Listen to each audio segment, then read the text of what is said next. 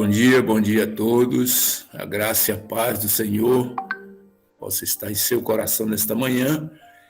Nós queremos já ir direto aqui para um texto para a sua meditação, que se encontra na primeira epístola de João, no capítulo 5, verso 12, que diz: aquele que tem o Filho tem a vida, aquele que não tem o Filho de Deus não tem a vida. Que possamos estar cheios de Jesus nesse dia e a sua vida, a vida eterna, possa tomar conta da nossa vida. Eu convido você a, nesse momento, se ajoelhar comigo. Vamos orar, iniciando essa sala.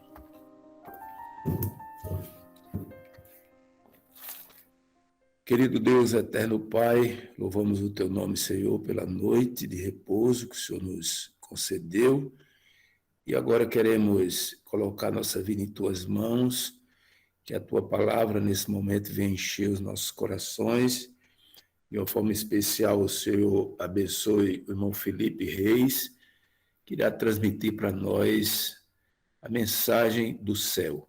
Que ele seja usado por Ti e que possamos ser lavados, alimentados e abençoados por Tua palavra nesta manhã. Permaneça conosco, os que aqui já estão na sala, aqueles que ainda vão entrar, e que possamos usufruir de Tuas bênçãos durante todo este dia. Em nome de Jesus pedimos. Amém, Senhor. Amém. Bem, amigos, vamos hoje ter uma pequena mudança na nossa programação. Já vamos direto com a mensagem com o irmão Felipe Reis. Ele tem 45 anos, é adventista de berço, foi batizado em 1989 e é ancião da igreja de Avintes, no norte de Portugal. Fica também ao sul da cidade de Porto. Ele é casado, tem um filho de 12 anos, trabalha como corretor de imóveis, mas é um servo de Deus que está aí nessa labuta da vida cristã, servindo ao Senhor, sua família. E vamos deixar os nossos pedidos de oração, então, para logo após a mensagem, ou considerações e perguntas, se houver, não é? Então, vamos deixar o irmão Felipe já com a palavra, pois ele precisa sair um pouco mais cedo. Irmão Felipe, seja bem-vindo, que Deus o abençoe, que Deus o use e que nesta manhã o irmão possa ter a mensagem de Deus para nós aqui nesta sala. Deus o abençoe, seja bem-vindo. Bom dia, pastor Alfredo, muito obrigado a todos também que estão aqui. É uma alegria muito grande poder levantar pela manhã. Aqui estamos no inverno, ainda é de noite, são 7h04 da manhã, mas ainda estamos de noite porque estamos no inverno. Mas é bom ver eu aqui já pela manhãzinha, os irmãos ainda pela madrugada, e é bom estar pela manhã a participar de uma meditação em que não estamos sozinhos, que é o que acontece normalmente aqui, não é? É bom juntar com pessoas de tantos lugares diferentes, certamente, para dedicarmos alguns minutos a aprender a partir da Sagrada Escritura. Quando a irmã Rosa falou comigo ontem, é evidente que eu não tinha nenhum assunto em mente para trazer. Mas quando isto acontece, por vezes eu fico a pensar, respondendo à pergunta, qual será o melhor assunto para partilhar com os irmãos nesta ou naquela ocasião. Desta vez, isso não aconteceu.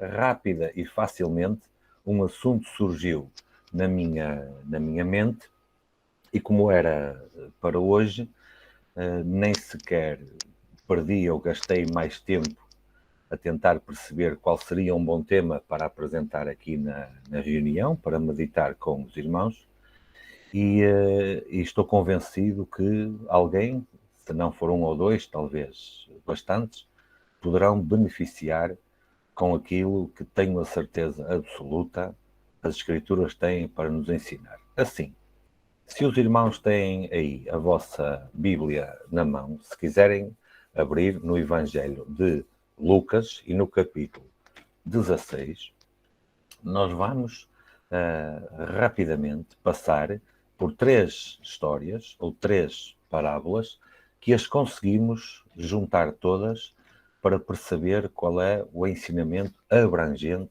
e completo que elas nos contam. Então, se já estiverem lá, em Lucas capítulo 16, esse capítulo está dividido em 3 histórias muitíssimo conhecidas. Primeira, a da ovelha perdida. Segundo, a da dracma ou moeda perdida. E depois, finalmente, a do filho pródigo.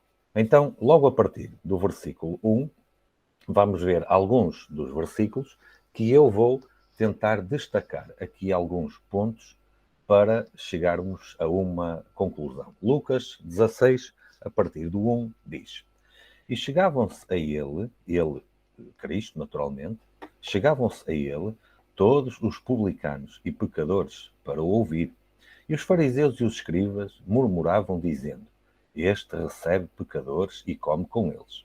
E ele lhes propôs esta parábola, dizendo, a coisa mais normal, Jesus explicar-se, manifestar-se através de parábolas, histórias ilustrativas para estabelecer um princípio, normalmente moral, espiritual.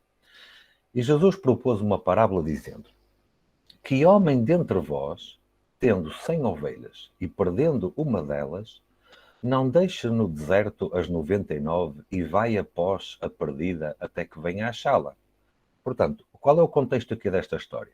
Existe um homem que tem 100 ovelhas no seu rebanho e perdeu uma. Ou seja, ficou com 99 seguras, mas houve uma que se extraviou. E o Senhor pergunta: não será que ele vai logo atrás da ovelha perdida até que venha a encontrá-la? Versículo 5. E achando-a, a põe sobre os seus ombros, jubiloso. E chegando a casa, convoca os amigos e vizinhos, dizendo-lhes: Alegrai-vos comigo, porque já achei a minha ovelha perdida. Ou seja, aquele homem tinha 100 ovelhas, perdeu uma, apenas uma, e foi imediatamente atrás dela, não descansou enquanto não encontrou a ovelha perdida. E quando a encontrou, quando a achou, chega a casa e organiza uma festa e faz uma celebração de alegria. E porquê? Porque encontrou aquela ovelha que estava perdida. E depois o Senhor vai concluir dizendo: Digo-vos que assim haverá alegria no céu por um pecador que se arrepende, mais do que por 99 justos que não necessitam de arrependimento. Ora, vejam bem o que é que nós temos aqui.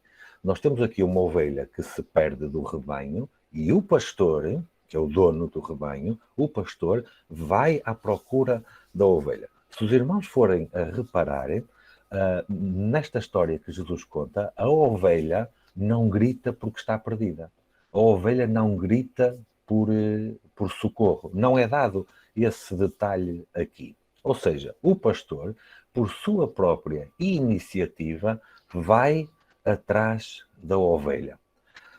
Por que razão isto acontece? Porque a ovelha, agora num sentido literal, aquele animal que se perde, que se extravia na história, a ovelha sabe que está perdida, porque ela não vê as outras 99 à sua volta. Ela caminha para o deserto, ela caminha para qualquer lado que não conhece, ela não está dentro do aprisco, ela sabe que está perdida, mas ela não sabe o caminho de regresso a casa. E porque não sabe o caminho de regresso a casa, o pastor, por sua própria iniciativa, sai e vai à procura da ovelha. Logo a seguir, o Senhor conta uma outra história. Se os irmãos quiserem ver, no versículo 8 diz assim: Ou qual a mulher, isto já é outra história, mas o contexto vai ser exatamente o mesmo. Ou qual a mulher que, tendo 10 dracmas, ou seja, 10 moedas, se perder uma, não acende a candeia e varre a casa e busca com diligência até a encontrar? O que é que nós temos aqui agora? Nós temos aqui uma senhora, uma dona de casa, tem 10 moedas e perde uma.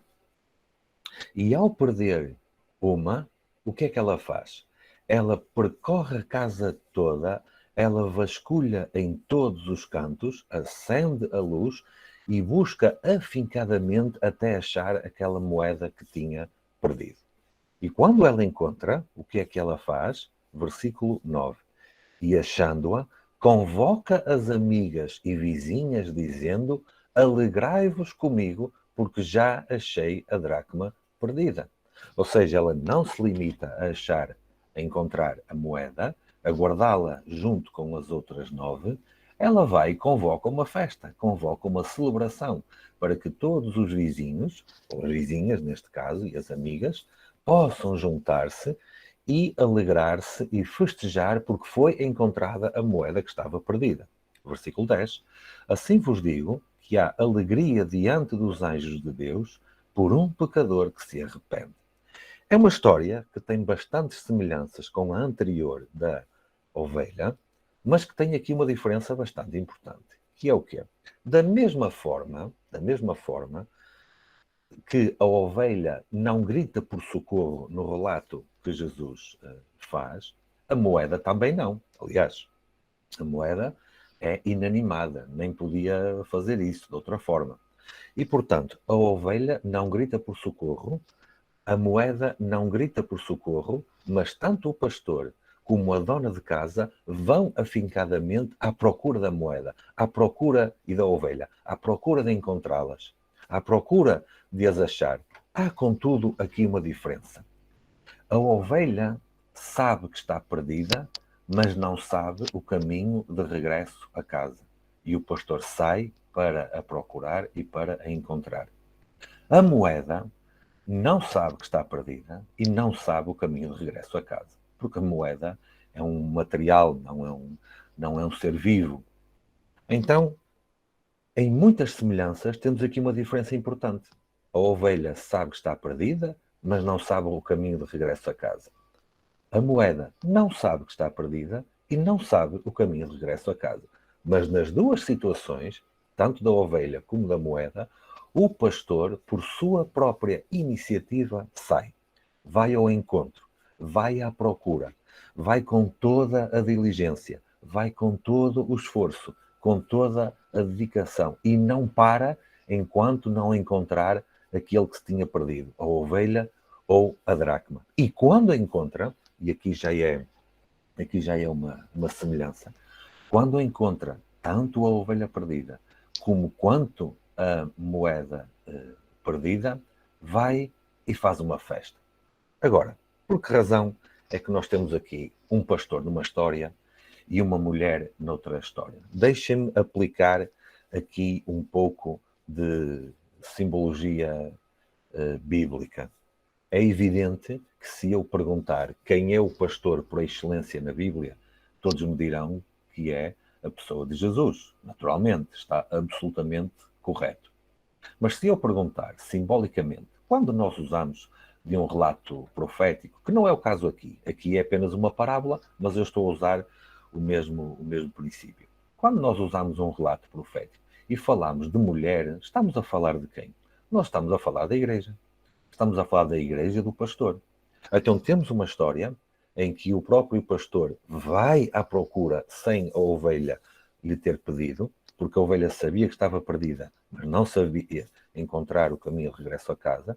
E depois temos aqui uma história em que há uma moeda, algo de valor que se perde e a igreja do pastor vai atrás para procurar, porque a moeda que se tinha perdido, algo de valor que se tinha perdido, não sabe que está perdido e não sabe o caminho de regresso a casa.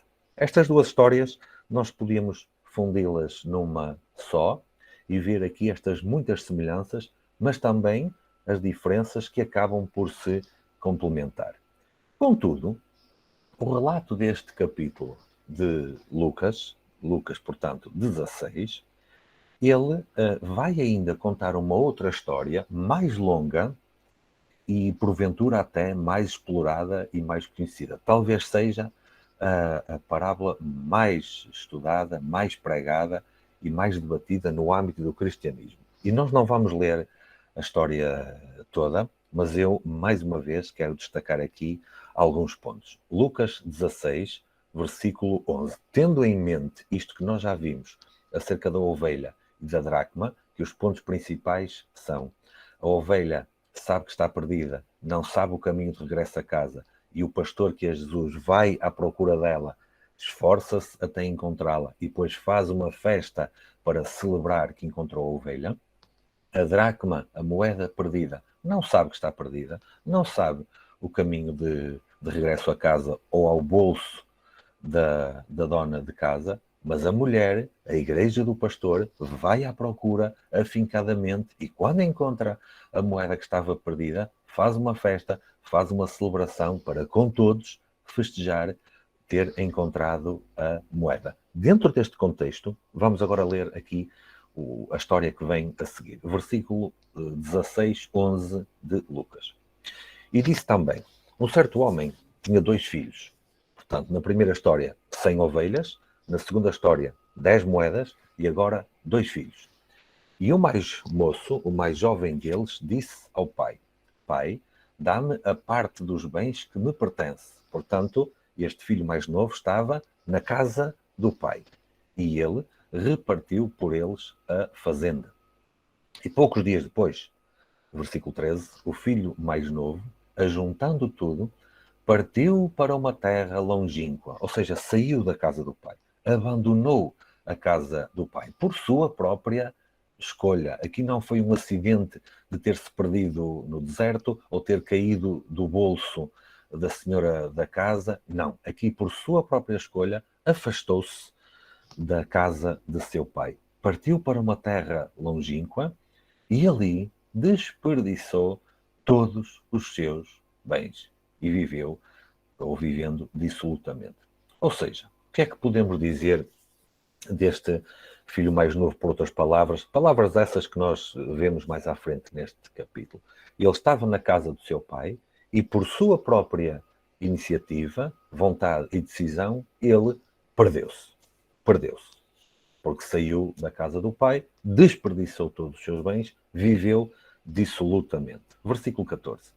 E havendo ele gastado tudo, houve naquela terra uma grande fome, e começou a padecer necessidades. E foi, e chegou-se a um dos cidadãos daquela terra, o qual o mandou para os seus campos apacentar porcos. É significativo ele ter se juntado aqui aos porcos. Porquê? Porque dentro desta cultura, o porco era o animal, ou um animal, imundo, era algo degradante, não é? E o filho deste senhor da casa, depois de se perder, desceu tão fundo que acabou por se juntar aos porcos. E desejava, versículo 16, encher o seu estômago com as bolotas que os porcos comiam e ninguém lhe dava nada. Estamos, na verdade, aqui com uma evidência claríssima de que ele estava perdido. Ora, vejam o versículo 17. E tornando em si, disse: quantos jornaleiros de meu pai têm abundância de pão e eu aqui pareço de fome. Estava completamente perdido, desorientado. Estragou a sua vida, desperdiçou os seus bens. Aqui tínhamos um filho perdido. Versículo 18. O que é que diz o versículo 18? 16, 18 de Lucas. Levantar-me-ei, portanto ele tinha descido ao fundo, ele tinha caído, ele estava perdido. Levantar-me-ei e irei ter com meu pai. E dir-lhe-ei: Pai, pequei contra o céu e perante ti. Ou seja, nós tínhamos uma ovelha que sabia que estava perdida, mas não sabia o caminho de regresso a casa, e o pastor, por sua iniciativa, vai à procura da ovelha. Nós tínhamos uma moeda, uma dracma, que não sabia que estava perdida, que não sabia o caminho de regresso a casa ou ao bolso da dona, mas a senhora vai à procura da moeda. Mas agora nós temos um filho do senhor da casa que sabe que está perdido, que sabe o caminho de regresso a casa, porque ele diz: levantar-me-ei e irei, mas temos um pai que não vai à procura do filho perdido. Isto é muito significativo. O pai desta história não vai à procura do filho perdido. Não deixa a sua casa, como deixou o pastor, não deixa os seus afazeres, como deixou a dona da casa, e não vai à procura do seu filho. É o filho que toma a iniciativa de se levantar e de ir ter com seu pai, de regressar a casa. Porquê? Por que razão? Porque a ovelha sabia que estava perdida, mas não sabia o caminho de regresso a casa. Porque a moeda não sabia que estava perdida e não sabia o caminho de regresso a casa. Mas o filho perdido sabia que estava perdido e sabia também o caminho de regresso a casa. O que é que acontece quando ele chega lá? Versículo 18, se estiverem com a vossa Bíblia, que já lemos: levantar-me-ei e irei ter com meu pai e dir-lhe-ei: Pai, pequei contra o céu e perante ti. 19. Já não sou digno de ser chamado teu filho. Faze-me como um dos teus jornaleiros. E aqui o que acontece? Versículo 20. E levantando-se, foi para seu pai. Portanto, ele depois de tomar a decisão de ir e dizer isto ao pai, levanta-se, vai e começa o seu caminho de regresso a casa. E nessa jornada, quando estava a chegar ao fim, o que é que acontece? E quando ainda estava longe, ou seja, já vinha a caminho, mas ainda estava longe da casa, viu o seu pai. Seu pai viu que ele estava de regresso a casa. Seu pai se moveu, diz a Escritura, versículo 20, se moveu de íntima compaixão e, correndo, lançou-se ao pescoço e o beijou. Agora sim, agora o pai saiu da sua casa e lançou-se para o ajudar na conclusão da sua jornada, na conclusão do seu caminho de regresso a casa. E aí lançou-se e o beijou. E o filho diz ao pai aquilo que estava como seu propósito dizer, versículo 21. Pai, pequei contra o céu e perante ti. Já não sou digno de ser chamado teu filho. Mas o pai faz o quê? O pai diz aos seus servos: trazei depressa a melhor roupa, estou a ler o 22, e vesti-o, e colocai-lhe um anel na mão e alparcas nos pés. Ou seja, o pai mandou tirar a roupa que ele tinha e colocar uma roupa nova. Quando foi a primeira vez na história que isto aconteceu? Um pai mandar o filho tirar a roupa e colocar-lhe uma roupa nova. Justamente no Jardim do Éden. Quando Adão e Eva, como filhos, tinham fabricado para si próprios uma roupa de folhas de figueira e o Senhor deu ordem para tirar aquela roupa e colocar uma roupa nova, que foi as peles de animal, certamente de cordeiro, representando justamente a ele mesmo. E este pai faz isto. Vamos tirar esta roupa e vamos colocar outra roupa. E colocar também um anel, um sinal régio e sapatos novos. Versículo 23. E trazei o bezerro cevado e matai-o, e comamos e alegremos. Este pai vai fazer o mesmo que fez o pastor e que fez a mulher, que fez a dona de casa. Fazer uma festa, uma celebração para assinalar que de facto foi encontrado aquele que estava perdido. Ou seja, recuperando o que nós vimos até aqui, já agora, terminando esta parte com o versículo 24, que me tinha esquecido, 24, o pai diz: este meu filho estava morto e reviveu. Vejam, ele de facto não estava fisicamente morto, porque ele estava vivo. Mas ao abandonar a casa do pai, foi como se ele tivesse morrido. Estava morto, mas reviveu. Tinha-se perdido e foi achado. E começaram a alegrar-se e fizeram a festa. A história depois continua com um episódio sobre o outro irmão, mas que não é meu propósito estar hoje a falar acerca disso. Então o que é que nós temos aqui? Nós temos aqui nestas três histórias, juntando-as todas, nós temos uma ovelha que sabia que estava perdida e não sabia o caminho de regresso a casa. O pastor foi à procura. Nós temos uma dracma que não sabia que estava perdida, não sabia o caminho de regresso a casa e a mulher foi à procura. E nós temos um filho perdido, que sabia que estava perdido, sabia o caminho de regresso a casa e o pai não vai à procura dele. Deixa-o fazer esse caminho. Só quando ele já está a chegar à sua casa, ainda ao longe, ao primeiro vislumbre de que ele está perto de casa, o pai vai e ajuda-o no resto da jornada. Contudo, em todos os casos, nós temos aqui uma festa. Talvez eu possa partilhar aqui rapidamente a minha tela, apenas e só. Penso que talvez, só um segundo. Ok. Muito bem. Penso que já estão a ver aí um quadro em que eu coloco em paralelo o resumo destas 3 histórias. E eu fui retirar o texto rigorosamente conforme ele está neste capítulo. Nós temos a ovelha, temos a dracma e temos o filho. A ovelha diz que, o texto da Bíblia, tendo 100, perdeu-se uma delas. A dracma diz que, tendo 10, perdeu-se uma delas. O filho diz que partiu para uma terra longínqua, desperdiçou os seus bens. E o pai acaba por dizer depois que ele até estava morto, ou seja, perdido. A ovelha diz que o pastor vai após a perdida até que venha a achá-la. Na dracma, diz que a mulher busca com diligência até a achar. Mas no caso do filho, o pai não toma iniciativa nenhuma. Na história da ovelha e na história da dracma, os perdidos, que são a ovelha e a moeda, não tomam iniciativa nenhuma. Mas na história do filho, ele diz: levantar-me-ei e irei ter com meu pai. E todas as histórias terminam da mesma forma. No caso da ovelha, o pastor diz: alegrai-vos comigo, porque já achei a minha ovelha perdida. Há uma alegria, há uma celebração. No caso da moeda, a mulher diz: alegrai-vos comigo, porque já achei a dracma perdida. Estou a citar rigorosamente o que diz lá. Mas no caso do filho, é o pai que vai dizer: trazei o bezerro cevado, matai-o, comamos e alegremos. Há alegria, há uma festa, há uma celebração, porque aquele que estava perdido foi de facto encontrado. Dito isto de outra maneira, numa conclusão mais prática, talvez eu possa sugerir o seguinte aos irmãos esta manhã.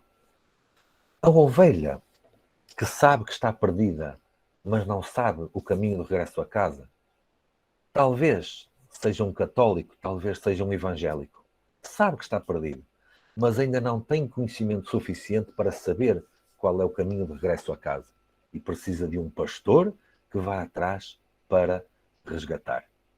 A moeda perdida, que não sabe que está perdida, que não sabe o caminho de regresso a casa, talvez seja um ateu, talvez seja um descrente, que não tem conhecimento nenhum e nem sequer sabe que está perdido.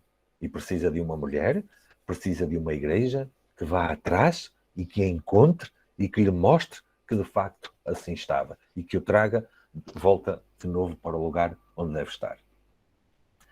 Contudo, talvez o filho perdido, que sabe que está perdido, que sabe o caminho de regresso a casa, talvez este filho possa ser um adventista do 7º dia.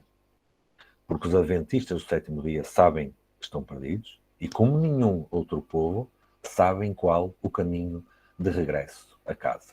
E porque sabemos o caminho de regresso a casa, não precisamos de ficar à espera que Deus ou alguém milagrosamente faça aquilo que nós sabemos que temos de fazer por nossa própria iniciativa. Abandonar a companhia dos porcos, abandonar a fome, abandonar a miséria e começar o caminho de regresso a casa, onde há fartura de pão e onde o Pai aguarda pacientemente. E assim que nos vê ao longe, assim que vê a nossa decisão de encetar esse caminho e começar a jornada, vai e ajuda-nos no resto do caminho. E quando nos encontra, faz uma enorme celebração.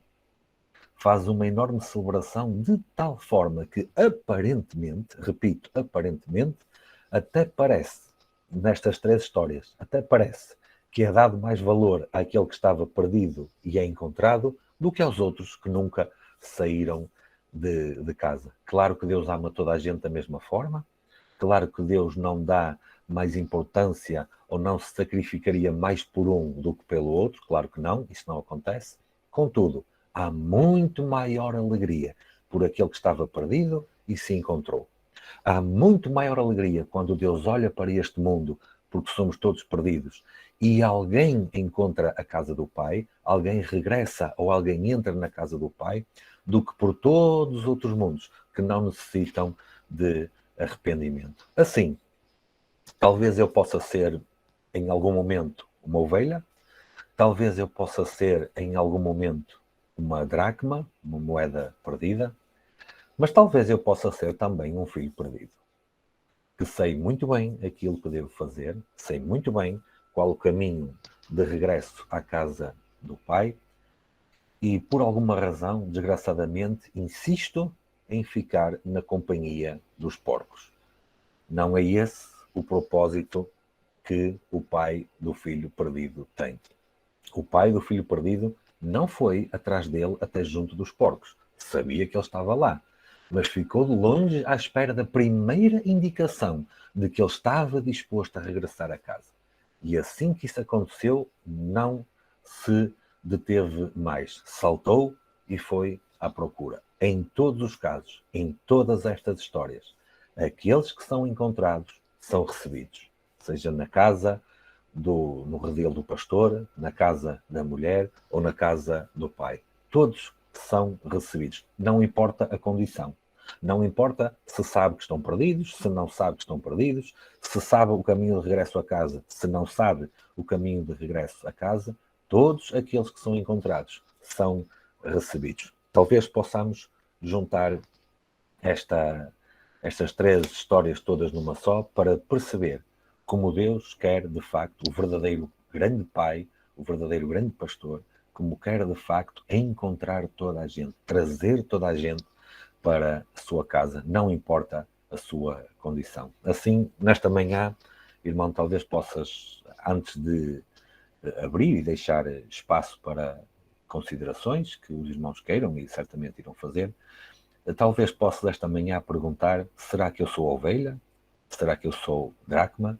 Ou será que eu sou o filho perdido? Seja lá o que for, Deus certamente te quer encontrar e te quer colocar de volta para casa. Que Deus te abençoe grandemente na reflexão que tu fazes e no caminho de regresso à casa do Pai. Amém. Amém. Pode orar conosco, irmão Felipe? Amém. Com certeza. Por favor. Vamos lá então. Senhor, nosso bom Deus, nosso bom Pai, muitas graças nós te damos, Senhor, porque nas primeiras horas da manhã o Senhor vem ao nosso encontro para nos ensinar que nos quer receber na sua casa. Te queremos suplicar por cada irmão, por cada nosso amigo que está aqui, por cada família que nós representamos, que o Senhor nos possa abençoar grandemente, para nos colocarmos a caminho, para nos deixarmos encontrar, para regressarmos ao redil, ao nosso lugar, à casa do Pai, e para desfrutar dessa grande festa, dessa grande alegria, que é verdadeiramente estar junto do nosso Pai e do nosso Pastor. Que o Senhor nos conceda a sua graça, a sua misericórdia, agora e sempre, a nós, a nossa família, a nossos amigos, a nossa igreja. É o que te suplicamos e agradecemos em nome de Jesus. Amém. Amém. Muito bem, vamos abrir as oportunidades aí. Agradecemos ao irmão Felipe por essa explanação da palavra, né? Interessante aplicação aí a essas três situações da humanidade, né? E especialmente aí a questão do filho pródigo, uma aplicação aí para a igreja adventista, né? Sabe, aquela igreja rica, né? Que está esbanjando sua riqueza, no entanto, não está dando conta de sua situação, né? Que Deus seja louvado, Deus seja louvado. Então, se Amém. quiserem fazer alguma pergunta, alguma consideração, fiquem à vontade. Pastor, se me dá licença, eu vou aproveitar para abordar um assunto que foi colocado aqui na conversa escrita. Sim. Que o irmão Gian Léo escreveu: E o que dizer da outra parte, da parábola do filho pródigo, a que fala do outro filho que restou em casa com seu pai? Vejam bem, esse filho, de facto, ele estava em casa do pai, mas ainda assim murmurou. E murmurou contra o pai, vejam bem, ele não murmurou contra seu irmão, ele murmurou contra seu pai.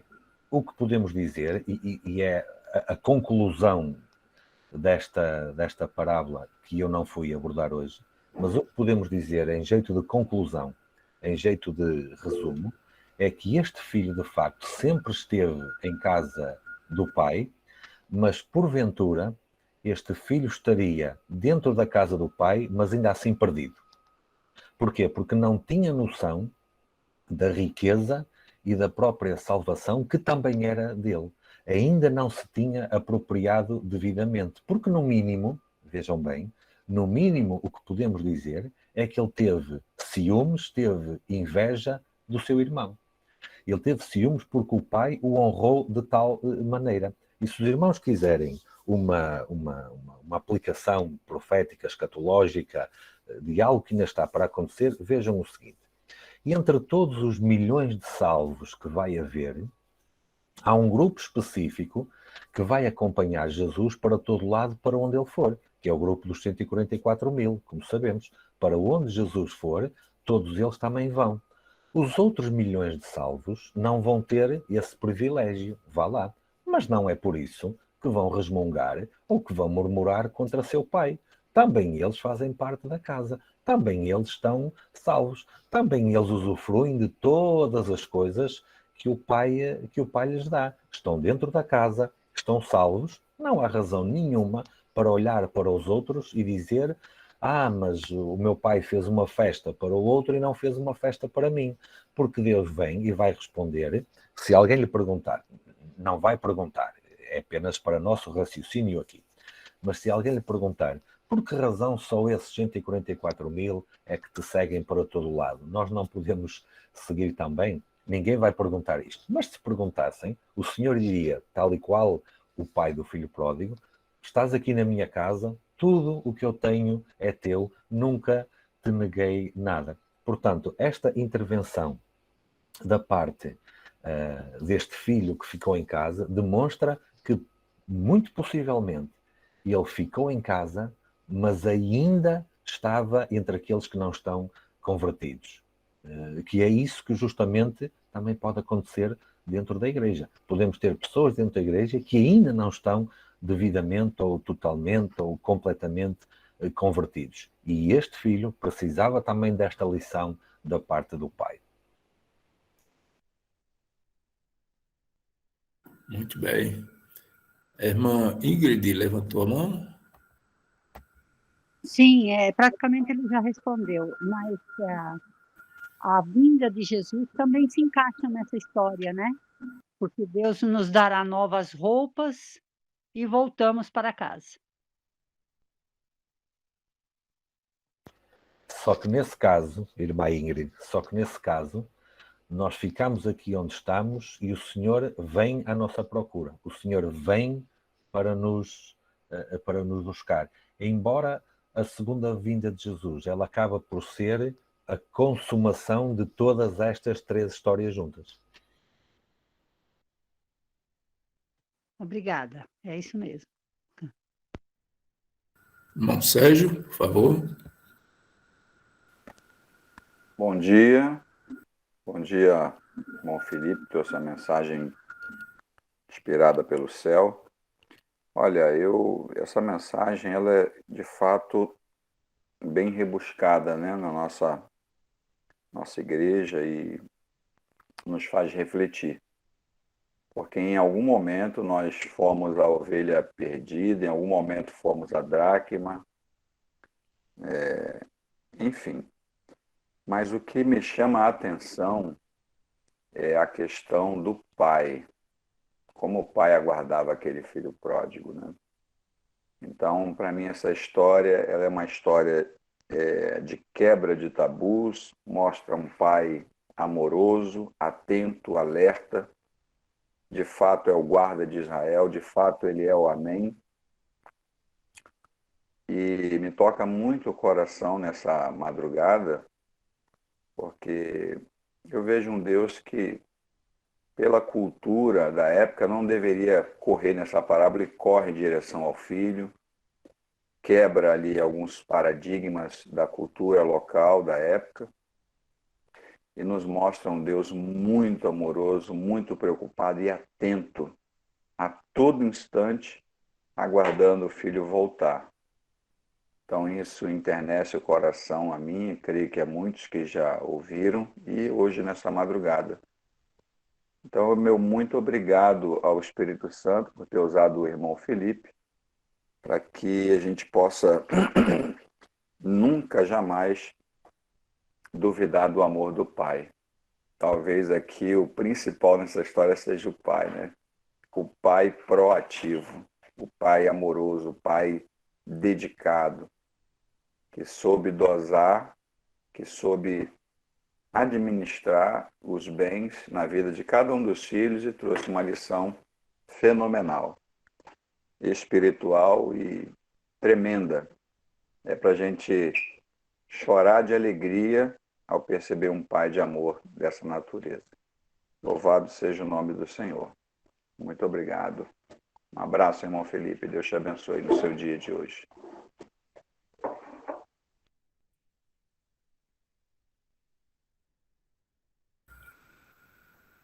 Amém. Irmã Gláucia, por favor. Bom dia a todos. Bom dia, irmão Felipe.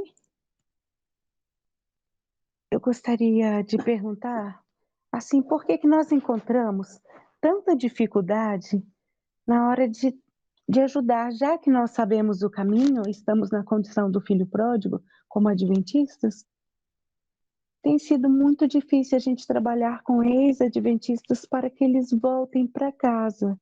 O irmão tem, assim, alguma coisa para nos ajudar? Irmã, vou-lhe dizer exatamente a primeira coisa que surgiu na minha mente. Talvez não seja a resposta que a irmã Gláucia esteja à espera. Mas eu penso que o grupo, isto é a minha leitura, ok? A minha leitura pessoal, e estou pronto para demonstrá-lo pela revelação. A minha leitura pessoal é a seguinte: o grupo mais difícil de evangelizar são os adventistas do sétimo dia. Eu penso que nós, com relativa facilidade, chegamos junto de católicos, junto de evangélicos, e às vezes até é mais fácil conversar com um ateu do que conversar com um adventista do sétimo dia. E nós temos larguíssimas e vastíssimas histórias e casos ao longo da Bíblia que nos demonstram exatamente isso mesmo. Vou citar um exemplo. De todos os profetas do Antigo Testamento, apenas um foi enviado a uma nação estrangeira, que foi o profeta Jonas. Todos os outros foram enviados à casa de Israel. O profeta Jonas foi enviado à cidade de Nínive, a uma nação estrangeira, e foi bem recebido na sua pregação. Claro, conhecemos ali logo a renitência dele, mas ele depois, quando foi, ele foi bem recebido na sua pregação. E a sua pregação foi acolhida, e o rei e aquela cidade se converteram. Acabaram depois por apostatar mais tarde, mas na pregação de Jonas se converteram. Agora pergunto eu, como é que Israel recebeu os profetas que o Senhor lhe enviou? Como é que a casa do Senhor recebeu os mensageiros que Deus enviou para pregar as mensagens que a Igreja de Deus, o povo de Deus, precisava urgentemente ouvir? Foram batidos, foram espancados, foram amarrados nas árvores, foram atirados para as masmorras, alguns foram mortos até. Portanto, sem dúvida nenhuma que o povo de Deus é sempre o mais difícil para quem pregar. E sendo que a Igreja Adventista do Sétimo Dia, eu não tenho dúvida nenhuma, é e será até ao fim o povo de Deus neste século em que vivemos. Sendo que esse povo tem todo o conhecimento, tem toda a sabedoria, como nenhum outro, tem todos os instrumentos, tem todas as ferramentas à sua disposição, talvez por vezes o Senhor venha junto de nós, não para nos ensinar técnicas espantosas e inovadoras para alcançar os adventistas do sétimo dia, Mas talvez o Senhor venha ter connosco para dizer o que ele disse aos discípulos. Sacudam a poeira das vossas sandálias e avancem para a aldeia seguinte. Talvez possamos perder demasiado tempo. E eu recorro à ilustração que eu deixei na meditação que fizemos há pouco. No caso do filho pródigo, o pai não foi atrás dele. E dou outro exemplo ainda. Os irmãos lembram-se aquele jovem mancebo que chegou junto de Jesus e que disse: Bom mestre, que farei para lhe dar a vida eterna? E o Senhor lhe respondeu: honra teu pai e tua mãe, falou os mandamentos, e o jovem mancebo, felicíssimo, sim, eu já cumpro isso tudo. E o Senhor disse: ok, então só uma coisa te falta. Vai, vende tudo o que tens e dá aos pobres. Qual foi a reação, a resposta desse jovem mancebo da casa de Israel, do povo de Deus, da casa do Senhor? E ele virou costas, não quis atender ao pedido, virou costas e foi-se embora. A minha pergunta é a seguinte: Jesus foi atrás dele? Não. Jesus foi para agarrá-lo por um braço e insistir com ele? Não foi. Deixou-o ir com a sua decisão. Portanto, nós, adventistas do sétimo dia, mais rapidamente do que todos os outros, nos aproximamos do limite da paciência de Deus. E ao nos porquê? Porque sabemos, porque conhecemos, porque o Senhor nos revela de uma forma especial. Então somos ainda mais responsáveis individualmente. Eu não estou a dizer com isto, os irmãos vejam bem, não estou a dizer com isto que quando vemos algum adventista, que sou eu também, desde logo, posso ser eu, algum adventista que resiste a alguma mensagem, que devemos linearmente abandonar, não querer saber, simplesmente estar nem aí. Enfim, não estou a dizer nada disso, bem pelo contrário. Somos chamados tanto às ovelhas, como às dracmas, como aos filhos perdidos. A todos, com certeza. Mas talvez, por vezes, nós perdemos demasiado tempo com aqueles que por si próprios conseguem e devem andar. E foi por isso que o pai do filho pródigo não saiu de casa e esperou que fosse ele a tomar a sua decisão de regressar. Agora vejam bem, a partir do momento que existe essa decisão e que ele se põe ao caminho, ali está o pai para ir ao encontro dele e acompanhá-lo no restante do caminho de regresso a casa. A verdade também é uma: enquanto houver graça disponível, não desistimos de ninguém, como é evidente, porque o Senhor não desiste de ninguém e todos podem entrar.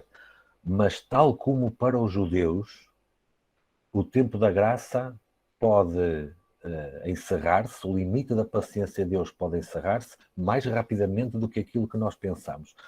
Diz Irmã White que quando o Senhor chorou sobre a cidade de Jerusalém, ali os judeus tinham selado o seu destino. Ele só iria morrer mais tarde. Estevão só iria morrer passado 3 anos e meio. Mas ali eles selaram o seu destino. Porquê? Porque eram eles o povo de Deus, eram eles a casa escolhida, eram eles os seus representantes, sabiam o que deviam fazer, sabiam qual o lugar que deviam ocupar, tinham toda a revelação. E vejam bem, quando o próprio Jesus nasceu, quem esteve junto dele para adorá-lo, além dos pastores, não foram os rabis, não foram os mestres de Israel, foram os estrangeiros, foram os magos que vieram de fora, que nem eram judeus, mas que estavam mais atentos às escrituras dos judeus do que os próprios judeus.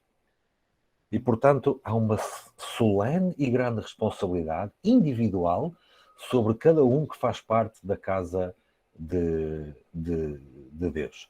É verdade que temos que ir atrás e podemos alcançar a todos, mas eu estou totalmente convencido pela Escritura que no caso daqueles que fazem parte do seu povo, há uma grandíssima responsabilidade individual, porque sabemos sozinhos trilhar o caminho, sem prejuízo de sermos ajudados por aquele nosso irmão que está ao nosso lado, claro. Obrigada.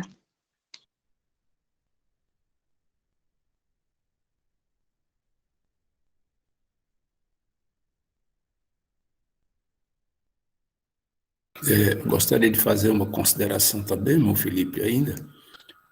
O verso que o irmão leu aqui, quando fala que o pai disse ao servo trazei, verso 22, né? Trazei depressa a melhor roupa, vestiu.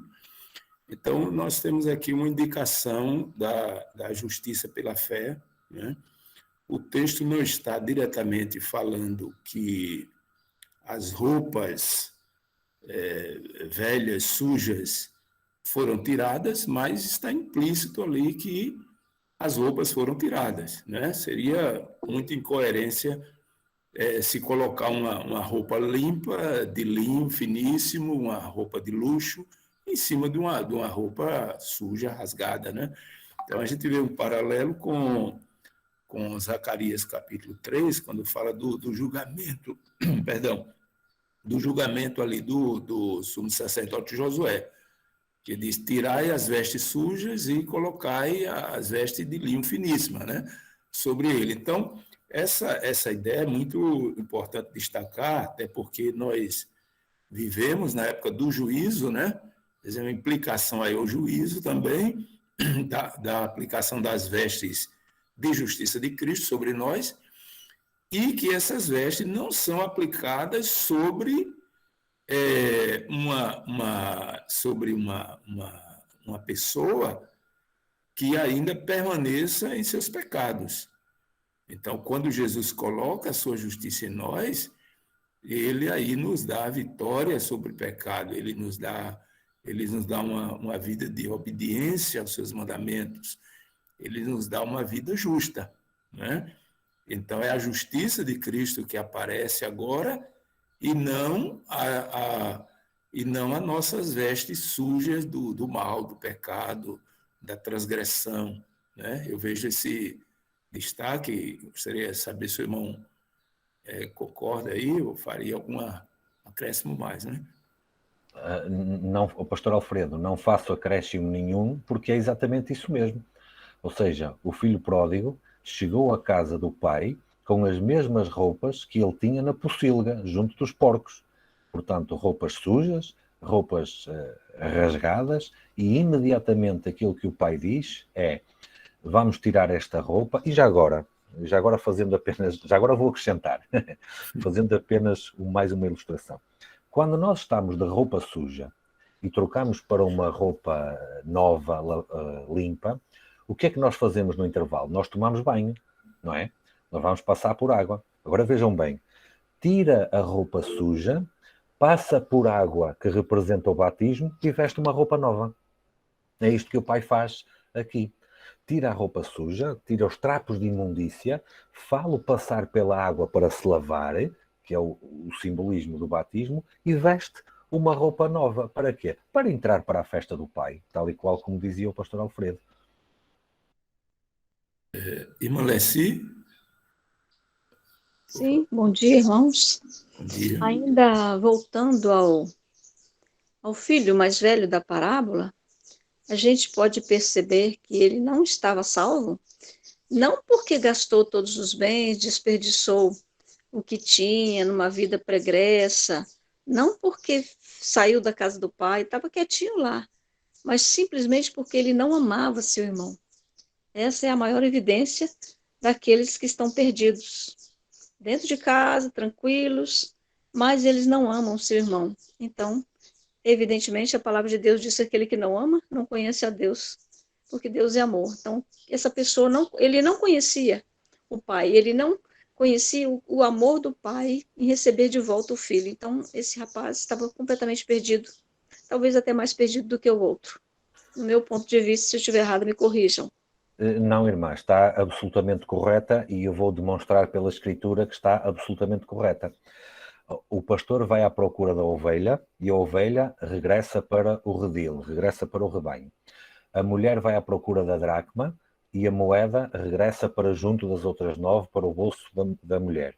O filho pródigo estava perdido, o pai veste-lhe a roupa nova e coloca-o em casa na festa. Agora vamos ler o versículo 28 do capítulo 15 de Lucas. Quando o filho sabe a razão da festa, no 28, o que é que acontece? Mas ele se indignou e não queria entrar. Ou seja, o filho que estava perdido entrou para a festa. E este aqui, por sua própria iniciativa, por sua própria escolha, não queria entrar. Ou seja, não foi o pai que o colocou fora da porta. ele, por sua própria escolha e iniciativa, pelas razões que a irmã apontou, ele não quis entrar para a casa do Pai. Sem dúvida nenhuma que estava mais perdido do que todos os outros. Pastor Alfredo, não vai tomar a mal se eu pedir licença para me ausentar neste momento? Bom, Felipe, fique à vontade, foi uma bênção, que Deus o abençoe nesse dia, todas as suas atividades, que Jesus esteja à frente de cada ato seu, e muito obrigado por sua participação aqui conosco, e creio que a irmã Rose teremos a alegria, né, de tê-lo novamente aqui, a irmã Rose poderá convidá-lo outras vezes. Deus abençoe e nós agradecemos. Foi um prazer muito grande. Quando os irmãos quiserem, certamente estarei à disposição. E um abraço para todos. Obrigada. Obrigado, Felipe. Um abraço. Deus seja louvado.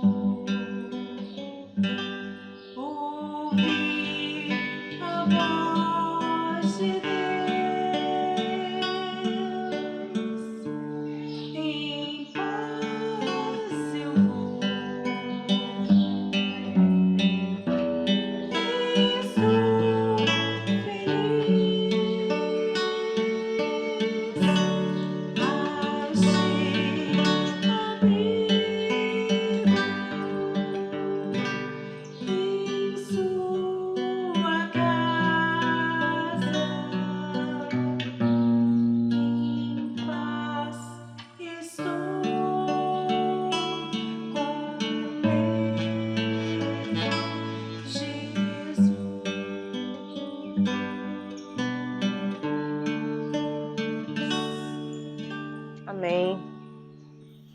Amém. Louvado seja Deus.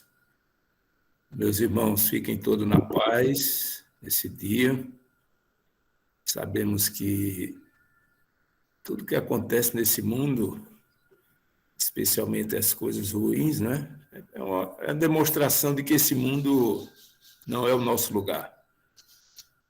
E que, sobretudo, Deus está no controle, segurando os ventos, até que sejamos revestidos, selados com o selo do Deus vivo, possamos muito em breve fazer parte daquela grande multidão que estará no céu com Jesus. Deus abençoe a todos, todos tenham um bom dia.